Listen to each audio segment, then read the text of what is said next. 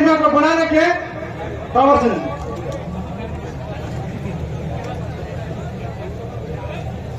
आप सबको जोहार और भारत का आवाज आ रही है जोहार और आवाज आ रही है जोहार।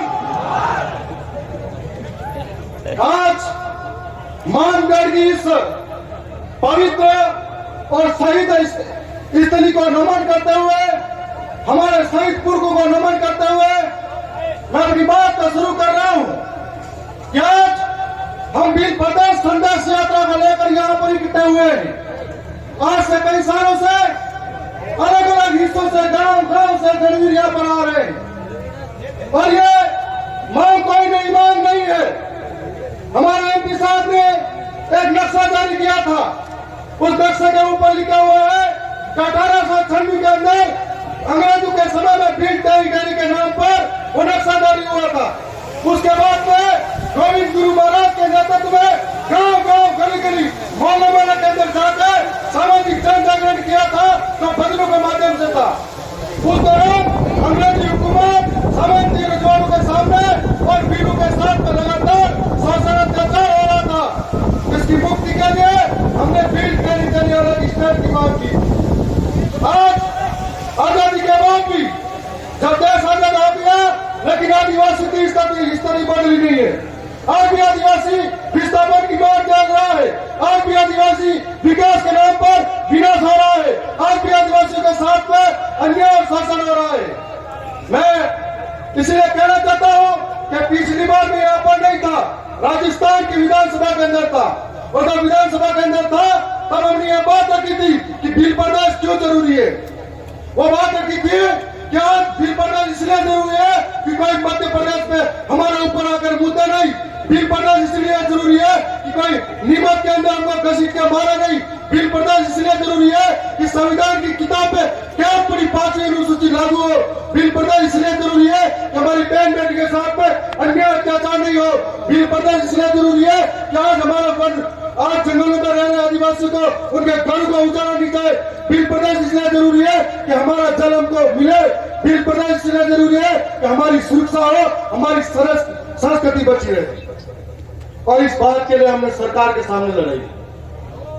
आज हमें संवैधानिक अधिकारों के लिए इस मांग के लिए जयपुर में पहुंचाया गया है। हमारे एमपी साहब आज दिल्ली के अंदर, ये देश के अंदर बैठी हुई सरकारों से बात कर रहे हैं।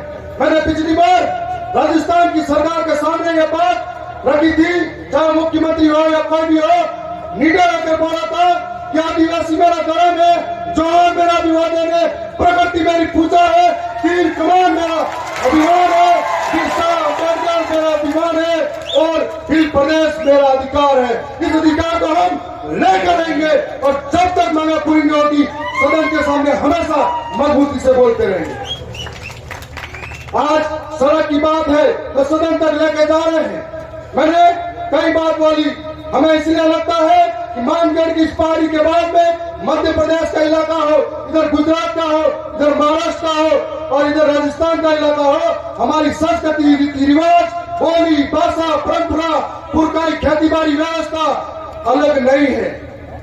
ये सब हमारी एक जैसी है। इसका मतलब हमें बांटा गया है और आने वाले समय में जिस दिन हमारे जीते हुए जनप्रतिनिधि अपने समाज का सर्टिफिकेट से अगर वहां जाते हैं और जिम्मेदारी को निभाते हैं तो मध्य प्रदेश के जनप्रतिनिधि भोपाल के अंदर बोलेंगे और महाराष्ट्र के जनप्रतिनिधि मुंबई के अंदर बोलेंगे और या गुजरात के जनप्रतिनिधि गांधीनगर में बोलेंगे, राजस्थान के जयपुर में एक साथ बोलेंगे, तो भील प्रदेश का सपना दूर नहीं है।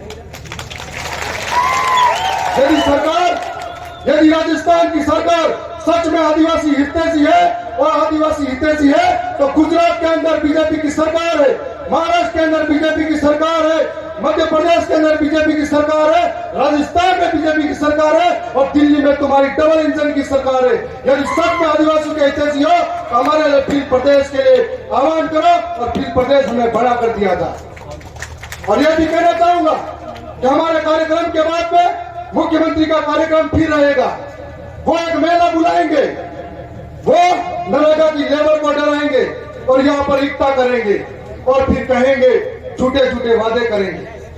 मैं चाहता हूं असल में आप यहाँ कार्यक्रम में कभी आते हो तो 5वीं अनुसूची की बात करिए, धरातल पर पैसा एक्ट के कानून लागू कीजिए, जो जमीन पर आदिवासी वन विभाग के अंदर इनके वन कानून नहीं बने उससे पहले से रह रहे हैं, उनको वनों का अधिकार दीजिए, इनके साथ हो रहे अत्याचार करिए, पाबंद कीजिए, तब हम समझेंगे हमारे हित में बोल रहे हैं।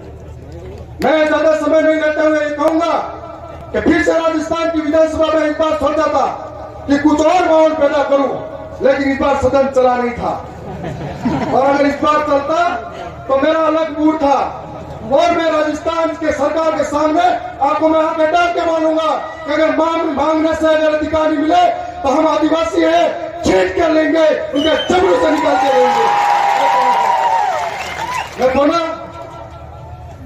अपनी वाणी को यह विराम देता हूं, और राजस्थान की विधानसभा में जब भी सीटियां बजेगी तब भी बोलता रहूंगा। धन्यवाद।